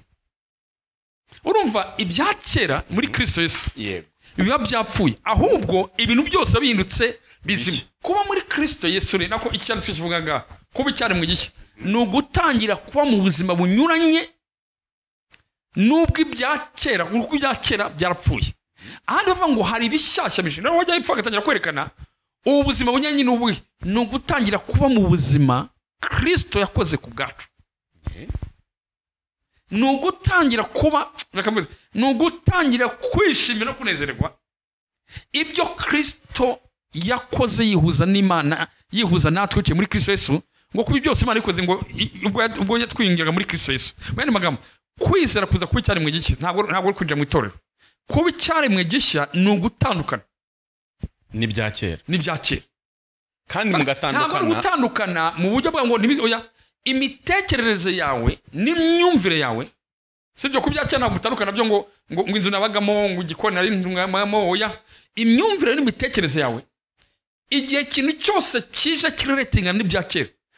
Identity yawe ya kera, identity yawe kera ihakana iri pastor we irapfa. None ikibazo ninza umwana wanjye agiye gukora ubukwe, reka mwere kurugero, niba iwanyu bose barapfuye atarageza ku myaka 50, icyaremwe gishya kiragomba kuba mu myaka irenze 50. Kuko kontra y'urupfu ni wanyu yari 50. None wowe ntugihaba. Ibyakera niba bipfuye nuko ngomba kuba mu kindi gihe gitandukanye, utandukanye nabo. Niba umwana w'umukobwa w'iwacu, umwana umuhungu mukuru w'iwacu, imfura y'iwacu itararongorwaga, no umukobwa agomba umusore n'umukobwa w'imfura agomba kurongorwa kuko uri muri new things. None se Dr. Ngareka ibi nta nuko binasa ni uko byizera. Dr. umva ikibazo uyu munsi urakurikira neza uyu munsi niba urushako abantu banze gushaka biwanya vuga ngo icyo bita kucyari mwigisha si kujya mu kubatizwa n'ikiri cyose ko bifata nk'ibyoroshye Dr. urugero rw'umuntu hano ejo twaganira arambwira ngo iwacu muri famiye nta mwana w'imfura ubaho amera ku bisekuruza by'iwabo angeza kuri we nawe umwana we w'imfura imfura yawe itavuye marinda umwana aravuka ariko mu kanya ukajya kuryama agahita apfa niba rero kandi arakijijwe vuga ikintu gikomeye niba atari ibyo wizera nta nicyo bukristo kumariye ikibazo rero niba namwe munyomoza hari abantu mu miryango batajya bagira imfura hano mu Rwanda benshi nta mwana w'imfura ubaho inda ya mbere itavuyemo umwana w'imfura arapfa however wakurikira ngo mu gisekuru bakazamubwira ati nyinyi wanyu batanze igitamba abana b'imfura okezana amafaranga ugasanga n'ubundi ya stress ntizarangira izi inabyo ravuga iyo ndwara yitwa hereditaire uvuga ngaho when we new creation iyo ndwara ubundi si yawe nyine watandukanye n'umuryango wawe unarwaye indwara isa niyo ntabwo ije kubera ko ari wanyu nani kibazo rero niho hahandi abantu bakwiye kwinjira mu rwego rwa deliverance rushingiye ku kuri kw'ijambo ry'Imana muzamenye ukuri nisi byo nibabyinjiramo identité babyinjiramo bati ibyo bintu ni bya nakubwiraga Elisa yabwiye Namani aramubwira ngo genda wiyuhagire muri Yorodani 7 yego amwe ngo ndwaye ibibembe gira guke ngo Namani ngo arababara ngo ariko ngo dufite amazi ngo yitwa aba ngo nayizi ko ngo ibindi bintu ngo ntiyabarenja w'utuganza hari ukuntu ngo kurembarembye karakano kanamani buri kintu yaramukoze yamwe ugenda wizera ibyo bintu gusa yego undi atari ko hari ibyo dusanga dukora kuko ubundi muri amazi n'ibibembe birazirana ko umuntu urwaye ibembe yagiye amazi aratonyokara mubare ibembe ni ibintu by'ibisebe nyine noneho fata amazi umuntu akugiremo amazi mari 7 wa agenda ikintu cyamubabaje sibyo 7 uri kuvuga ngo ni igipimo cyo kwizera ukuri muri ababara uravuga ngo none Elisa dahari nta uri munyene ndogamo 7 umva ariko ikintu cyangana agenda ngo ajye bati narinzi ko ndambika biganza kanembereza biganza kirukana sibyo akakora ibintu bya manevra akagira ninka bya bindi iyo ufite ikibazo numva umuntu atsengeye wundi aribyo byagira none amujyana muri exercice aho ngaho ngo umuntu atari kose ko gusabye ibyoroshye wagiye kwizera yagusaba ibintu ko Imana idusaba ibyoroshye mwagiye mu kwizera hakoze ko ari byo none umugaragu w'amateko yagusaba ibintu bikomeye ntibyari kugora wagiye ugiye uko bikora ukizera ibi bintu ko bikomeye Dr. uzi ko Yesu nta mafaranga abasaba igihe ntaricara ngo menye my identity niguundiwe igihe ntaricara ngo nsobanukirwe Yesu umurimo yakoze ko nta kirazaza kongerwaho uzumve n'uburyo dusenga ntabwo twari twizera umurimo Kristo yakoze dore ikibazo ngize reka nkwereke iyo turimo turasenga twespectinze ko Imana ikora ibintu bikomeye kandi ibyo Imana ikora byane kugaga Leke yazanye muri yatanze muri 100% imuhanga ndi mwiconnect nani se ikibazo Dr. hari mistake z'abaho nidushaka ibindi bintu by'abatoreza biganza tukaza ngo Yesu ngo arakuzuye ngo ariko ngo nibaguhamba ariko nawe mutagiye kuba seri mubaye serious kweli Yesu umwana yatanga Yesu akaza mu isaka muri myaka 3 n'igice undi muri agataka akavuga ngo nyine undi muri agakora ikindi kintu undi muri makosigira pasture ko sibyo bibaho icya kabiri ibintu byawe muri Old Testament imyaka ingana kuriya abantu bagerageza izi manevre zose zikanga Yesu akaza ubwe kandi Yesu akaza gukora ikintu mutekereza yuko anavuga ikintu gikomeye aravuga ngo Bibiliya iravuga ngo ishajisha ibya mbere gukomeza ibya kabiri cyangwa ibyanyuma izana ibishya kuko ibya mbere nyine byanze bya failinze ikintu rero mize ntekereza hari publicité yigize abacaho kuri radio umwana aravuga ngo yewe ngo numuzungu ku ruhu bivuze ngo nyumurebye n'umuzungu ako mu byukuri ngo mutima uwo muntu yari afite nagaro wa kizungu uyu munsi ko dufite abakristo rwose bakomeye mu itorero reka twivugire igiwacu muri ADPR nagiye mbana n'abahanuzi benshi agahanura ariko ejo akabahamagara ati ihembe ryanyishe ati kandi ibi bintu nibyo bene wacu banteza, ni ibintu byacu mu muryango, ni ibiki n'ibiki n'ibiki n'ibiki. Dufite abantu akubwira ko yuzura umwuka wera ariko n'ubundi akarara mu bazimu n'ibindi bintu biri aho ngaho, akanabyizeramo cyane. Yego. Dufite abantu bararana na ba nyina na ba nyirakuru na ba nyirasenge bamaze nk'imyaka 50 bapfuye, ariko abo bantu akaba bagunda barakijijwe, bubaha Imana, ibintu byose bakora ku buryo rwose kwa gatandatu arara muri ibyo bintu ku cyumweru akaza akabwiriza kandi akagira amavuta. Wareba ugasanga nta ubuzima bwe n'ubw'abapagani nta tandukano ribamo, usibye ko we yambara kositimu akaza mu rusengero cyangwa mu rukenyero. Umuntu abicyaremwe gishya ni amafaranga umuntu yishyura kugira ngo abicyaremwe gishya, no kufata umusaraba ukawushinga ukapfukama imbere. Ni yihe manevure? Kuko tubona ibyo abatubwira ko babyaremeye turacyabasangaho ubusaza bwa kera. Bigenda gute? Nicyo nakubwiraga, it's about no kwizera. Reka nkubaze, wabaze ngo ntujye urota ibintu bibi? Of course narota ikintu kibi cyane, sibyo? Nshobora kurota nkarota rwose ikintu kikabaho, ariko nicyo tujya twigisha. Wakora icya? Yes of course nagikora, sibyo? Satani yakwataka, yes of course yanyataka, ariko ntago bishobora ku buzima bwanjye. Ntago amgira imbata, ntago namwemerera, ntago kugira imbata, ntago mwemerera, ntago mwenda wizizo sinabwo ari zanjye, ntago zingizi iyi suri kunyereka, ntago ari yanjye. Iki cyana nagikoze okay, ariko Yesu yapfuye ku bwanjye, ntago ndi imbata Kristo, sinzaba imbata yawe. None uyu munsi ko abantu ndimo nahereza ngita gucya, abantu bagera nkugera bizi nambaye umupira w'umweru, sibyo? Kubona umupira w'umweru wavuga ko ndi umunyesuku, ntabwo bivuga ko umupira w'umweru utandura. Yego. Ariko ikingira umunyesuku suko umupira w'umweru utandura. Ikingira umunyesuku nuko in my nature ntago ukunda umwana, ndi umunyesuku. Yego. Niyo mpamvu nitamufata nkawujyana bakomesa, ariko byatewe n'iki? Ntago byatewe n'inyuma, byatewe na nicyo ndicyo. Yego. Umunyamwanda zambara umupira w'umweru awuraremo uzana ibyuya avuga ati nubundi avuga ko wazanye ubu, sibyo? Nawe kimuteye nuko ari umunyamwanda, suko twese utanduye, ariko the resistance nabo turi kamere umwana twese batugezeho. Nambaye inkweto, icyondo cyavuye nkane twese kwakanagera mu byondo, ariko cyo uwo ndiwe ko n'umunyesuku, ntago izo nkweto nakongera ngo nzambare izuba ryavuye. Yego. Natira yangira iti nsaba kuzimesa igihe wa munyamwanda we ari bugira gucya agahungura, agakomeza inzira. Nta nutabizi ko icyo icyabutandukanyije suko tutakoze, suko tutaciye mu mwanda, suko twese tutaciye mu byondo, suko twese tutandura, ariko cyatandukanyije is who we are. Yego. Abo turibo. Njyewe ndi umunyesuku, uyu ni umunyamwanda, ariko ngi cyatumye tantindaho nuko njyewe ndi umunyesuku. Mwumva iki kintu rero, our identity ni ituma tutemera kuba muri ibyo bintu byose. Abantu bako ko batamenye identity yawo, batamenye ko arabana, batamenye cyari cyo muri Kristo Yesu, na nubu tukirwana cyo. Niyo mpamvu ari ibintu byinshi biba, n'umwana mu rugo rwa yicuranuka butamusengere wawe, bigasaba yuko ajya gusengerwa ahandi. Njya mbwira umuntu hamubwira ngo ubu murokore wizera muri Mariko 16:17 icyo twita icyo nkunda kwita ngo ni story verse, umurongo wibwe, hava ngo dore ibimenyetso bizagumana n'abizera, believers. Ntabwo ari abakristo, ntabwo ari n'abizera. Uzi ko ibimenyetso mumbare umuntu musome, sibyo? Satani yarawibye. Oya barawibye, hari amatitire wibye.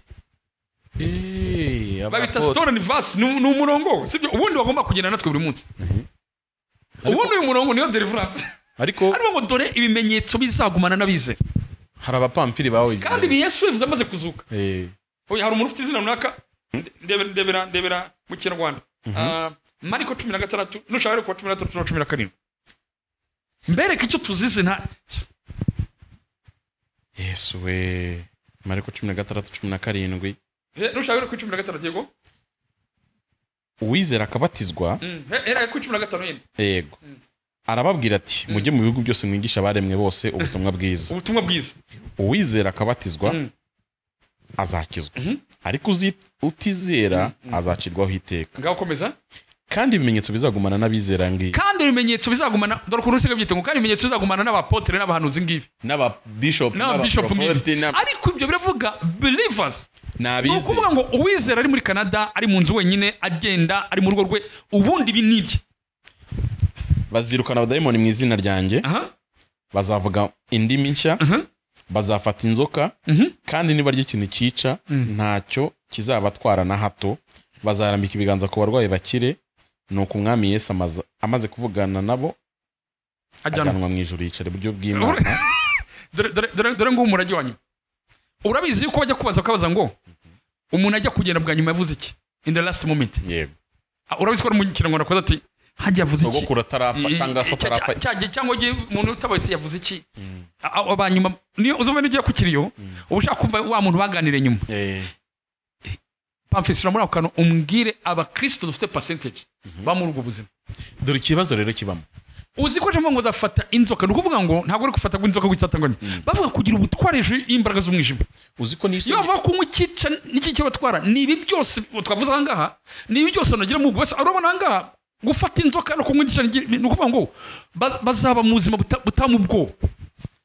Uzi ko uyisengeye umuntu uyu mutsa ku biki twanya ngo kujya kugura uburozi oya nukuvuga ngo nzaba muri ubuzima bw'igiteye ubwo ariko nta kizantwara nzafata inzoka ninde muntu wicara akavuga ati uyu munsi satani urugo rwanjye inataka rimwe ahanga dore mpagaze umuntu ngo abize nukuri muzajarajara muzirukanka paka mugarutse ku cyanditswe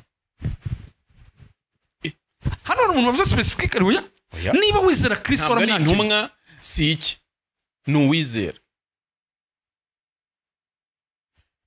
ntabwo ibintu none se dukora iki bese no ngo yamaze kwabwira umurimo yawurangije complete track yawurangije abo twebwe ubunda bizera ibi twagomba ko tubikorera batizera kwanga tubazane kuri Kristo none abantu barawibye none twebwe twarize dusigara tu ibi ari byo ahubwo bituri hejuru.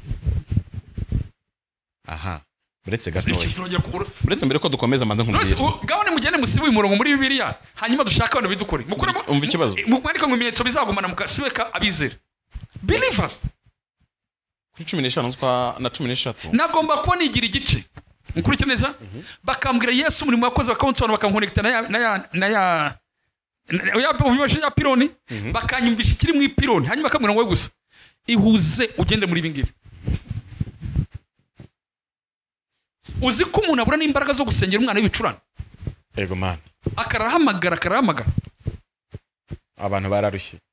Dr. Kuri 15 na 13 dufite amasengesho zo ku kwezi kwa 18. Nzagusura kuri 16 rwose mbabarira uzaze hanyuma n'aba bantu umuntu wese dukurikiye ibi nabajije ntako ntagize no mwakomeza mwavuga ni buretse gato nongere nuko mba mfite ibibazo nyine byinshi kandi mpura nabyo bya buri munsi. Abantu utwemerera uzaze rwose kuri 16 tuzaze pe azaba ari kwa gatandatu nemerera abashutsana uzicare nzagwa mikrofone mpe n'abatumirwa iminsi ishize namye mbyifuza none imbwimano bayiduhaye n'aya masengesho iminsi ibiri abantu bazaze bari mu Rwanda n'abatari mu Rwanda bazaze noneho please abantu tubohoke tutabikorewe manevre ahubwo tuborwe n'ibyo Kristo yakoze. Nibijoro ryo kwizera kandi rikora imirimo. Ibintu twamye tubitsitsaho. Ikibazo wambajije utansubije ntagusubije nanjye utansubije ndakikubajije. Aba bantu bapfuye bajya mu ijuru. Uyu muntu uboshywe muri ubu buryo bwa hato na hato. Icyambere koko mu buryo bw'umubiri arakijijwe. Simbizi ubundi. Oya akijijwe iki? Nicyo kibazo mfite. Mu buryo bw'umubiri ni nyangamugayo kuko nose ntacyo. Reka mfashe gatoya. Usome authentique ndabisoma usoma Bibiliya pe. Sibyo? Nire yatandukanyizo cy'icyo Yesu yaje gukora n'ubundi mbere kitakorwa. Iyo mbivuze abantu bamwe ngo ncimanza ngo nigize umucamanza ngo nigize umukiranutsi mu Rwanda. Nicyo kibazo. Reka nkubwire. Icyo Yesu yaje gukora bisobanura neza mu banyumve neza. Iyo yabaga Yesu yaje gusa ngo twihana ibyaha. Nta mpamvu yari kuza kuko no mu isano ryakira bari hanaga. Bari bafite n'ibitambo. N'amadini atizera ari allergique ku byaha. Kubyaha kuruta nuko tuyamo. Ku Muislamu basambanye afite inkoni runaka kubitwa kubera ikibazo cy'ubusambanye gusa. Ni ubukristo ari imyambaro reka mbwira hanga ni ubukristo ari imyambaro gusa. Niba Kristo ari ngo twambare imyenda y'abarokore. Nakwereka ibihugu mwemwe aragarukira gusa mujya mubona gusa abasemano nakwereka abantu bitwa ababuda bambara ntibanagara nano bakamba ntibagaragare. Nakwereka abantu bakoze sacrifice bakoze ibintu bya dedication baba ahantu bibi ngo mujya mu butayu bafite amazu yubatse bagurisha ibintu bya byo mu byakozwe n'umwa bajya ahantu biyegurira ibigirwamana byabo. Yego, imana zabo. Ibi tuvuga ngo umuntu umva ahubwo buriya tunasenga gakeya kuruta uko abantu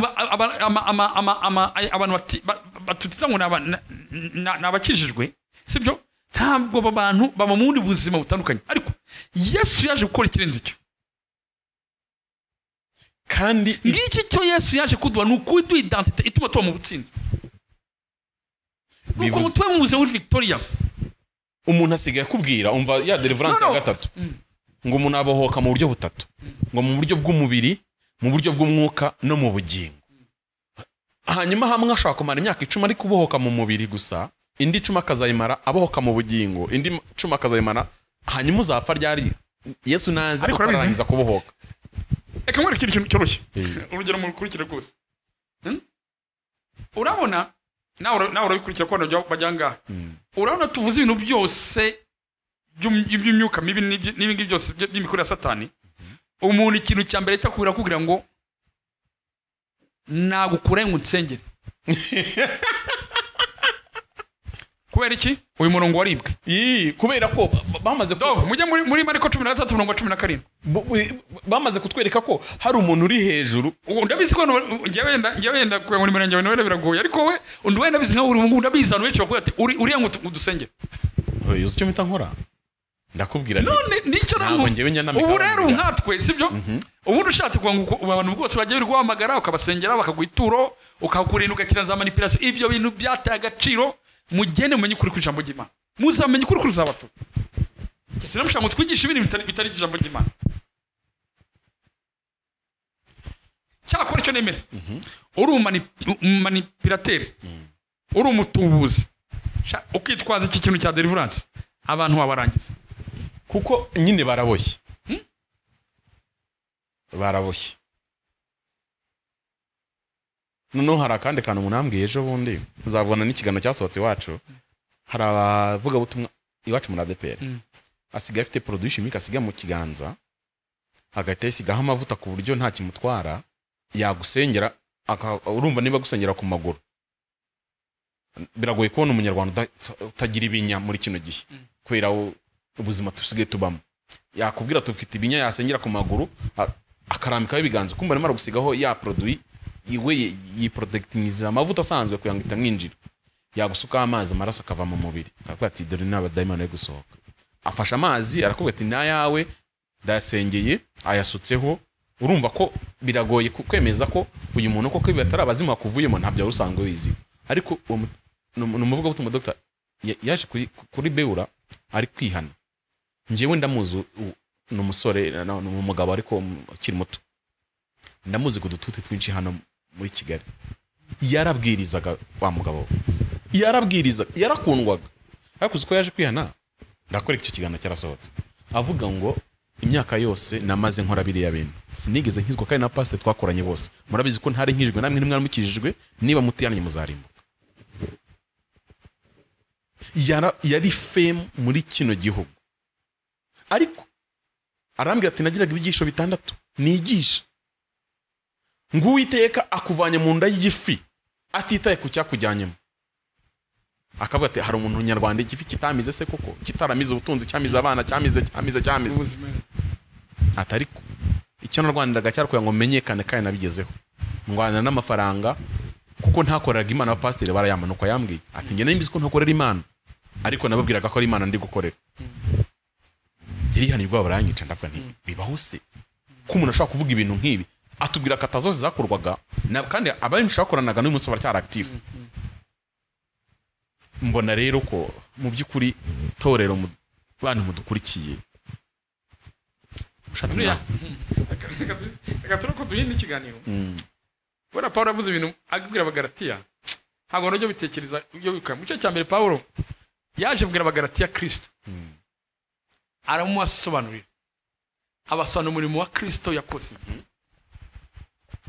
Mbese ashaka kubasobanurira ngo bamwumva musobanukirwe mu by'ukuri, kuko kira gitabo cy'abagalatiya kiri mu bitabo bisobanura agakiza neza.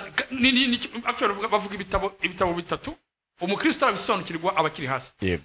utarasobanukirwa abaroma ngo asobanukirwe abakorinto abakorinto abagalatiya n'abagatiya n'abaheburayo ibindi bitabo byose kuzabyumva Paulo yanditse bizamugora kuko abaroma avuga umurimo Kristo yakoze wo gutsindishirizwa akavuga no kwezwa akanavuga no kuzahabwa ubwiza akavuga n'imibereho y'abari muri Kristo Yesu ariko babandi hanyuma abagalatiya gasobanura neza different ya Yesu n'isezerano rya kera icyo Yesu yaje gukora kinyuranye n'iby'amategeko atakoze abaheburayo hagasobanura neza Kristo umutambyi mukuru nyirizina uwari we n'icyo yakoze systeme y'ibitambo yose yakayishyira bakayerekana bakaberekana ko bagarura badanoti ngikanga none agiyigisha abagalatiya ko bari abanyamahanga abigisha ahereye kuri zera abwira Kristo ngo amaze kugenda haza abandi bantu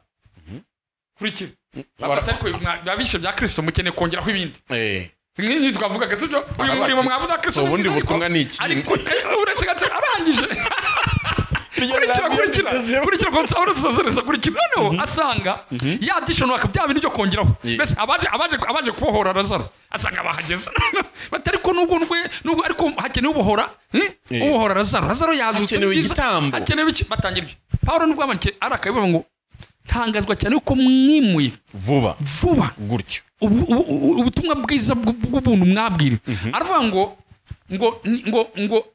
ngo nihagira ubabwira ubundi butumwa asanga si ubutumwa buravuga ngo ni different gospel ahita yigira ngo no ntabwo wabaho ubutumwa bwinshi sibyo aravuga ngo ahubwo ni ikindi urakuke neza imbere yaribeshya aravuga ngo reka amasome ko haravugana abagalatiya rwa mbere igice cya mbere haravuga ngo ntangazwa nuko mwimuye vuba mutyo mukareka wabahamagariye guhabwa ubuntu bwa Kristo mukajya ku bundi butumwa nyamara si ubundi ahubwo ni ikindi hariho abantu babahagarika imitima bagashaka kugoreka ubutumwa bwiza bwa Kristo ariko nihagira ubabwiriza ubutumwa butari ubwo twababwirije ari twe ndetse na marayika uvuye mu ijuru avumwe nkuko twabanje kubivuga none nongeye kubivuga nti niba umuntu ababwira ubutumwa budahura nubwo mwemeye mbere avumwe kabisa mbese noneho nishimwe ry'abantu nshaka cyangwa n'iry'Imana cyangwa se noneho haje abantu ngo baragoreka ngo babashakamo inyungu nuvuga ni ubutumwa bwari buhari ariko bagoretse hakana baragoreka kugira ngo bashakamo inyungu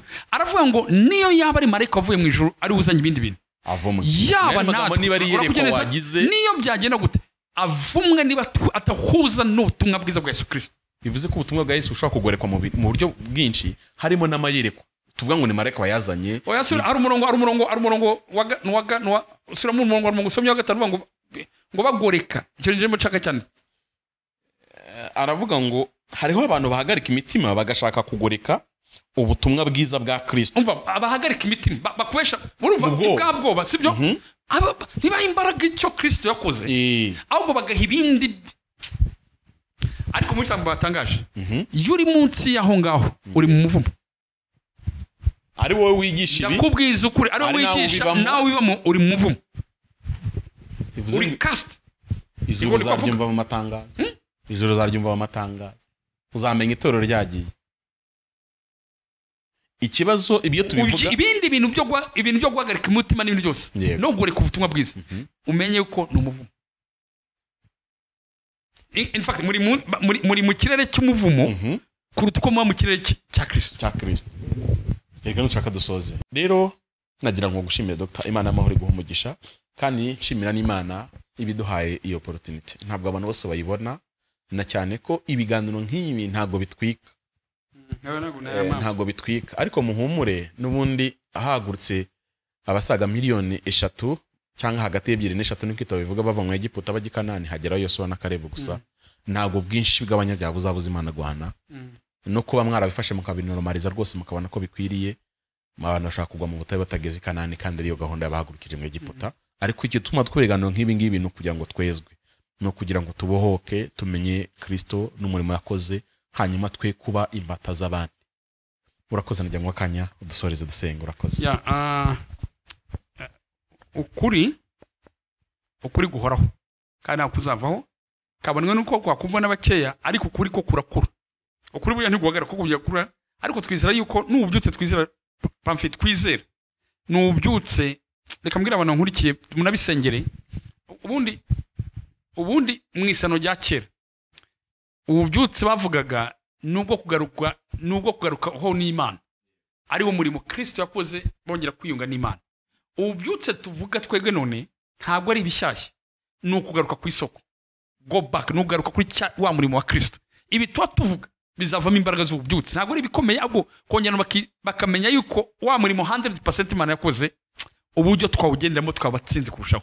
Mwami Yesu turagushimiye, turaguhimbaje, tugushimiye kino kiganiro dukoze.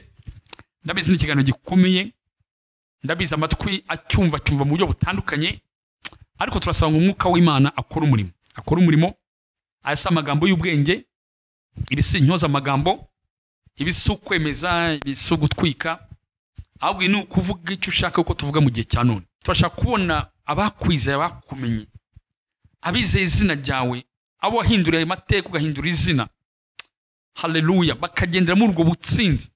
Kandi kuri turasenga ngo twongere gusobanukirwa umurimo wakoze utongerwaho undi n'umwe, umurimo wakoze udakeneye addition work, umurimo wakoze ahubwo dukeneye kwizera Mwami.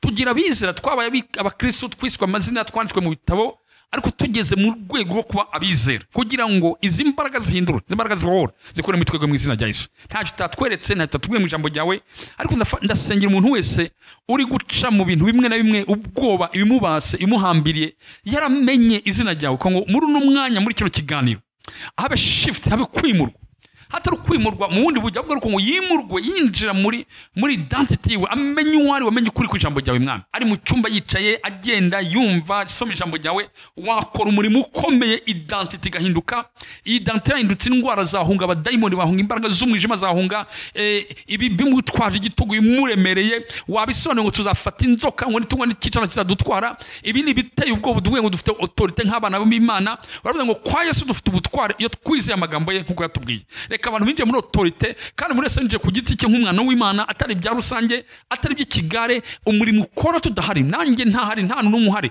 ukomeze kugura mu bugingo wadukurikiye Mwami. Uzareba kino kiganiro, uzagisharinga n'undi Mwami, kizaba imbarutso kugira ngo ubahora abantu bawe mu izina rya Yesu. Urakoze Mwami, urakoze ko n'ubu ukigifungura, ukicyumva, ugiteze amatwi, hari imbaraga zibohora zimuwayeho. Urakoze ni mu izina rya Yesu, amen.